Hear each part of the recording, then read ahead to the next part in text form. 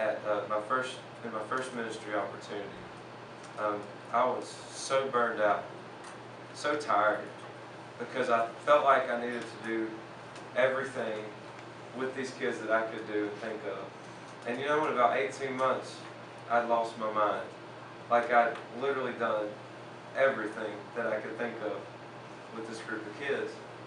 And I soon grew weary in the church and with the group of kids, and I backed out. You don't want to do that. Don't do everything you know to do in the first 10 months of your ministry. Okay, plan accordingly, and please space out your events. Some things you got to do. You know, some things demand that you do them right away. But there's some things that you can take your time on. You don't have to build Rome in a day. I remember Bill would tell me that all the time.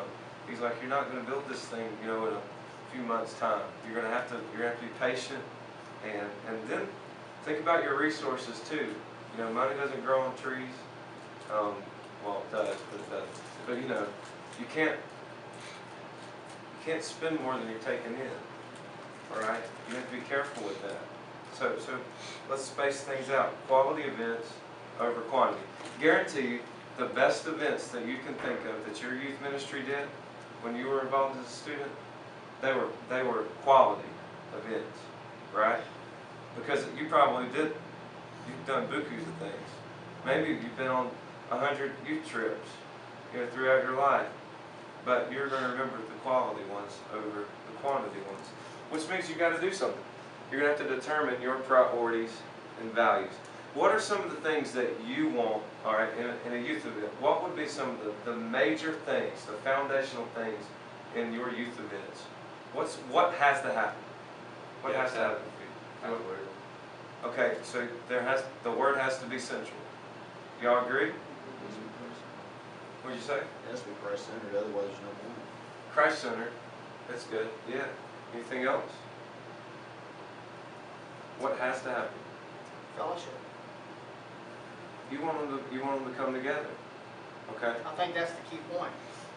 Not that the word's any less, but you've got to build that relationship with people in order to spread the gospel. If you pinpoint dead on, you know, you can push people away.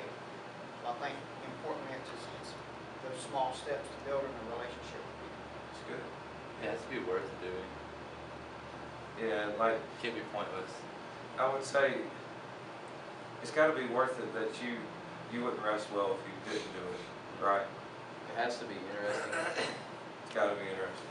Worship, prayer, You got to be passionate about it yourself, right? worship. Yeah. I would cover, you know, everything about it's got to be covered in prayer too. How often do we do things in our ministries without praying them through, you know, praying them out? It's often.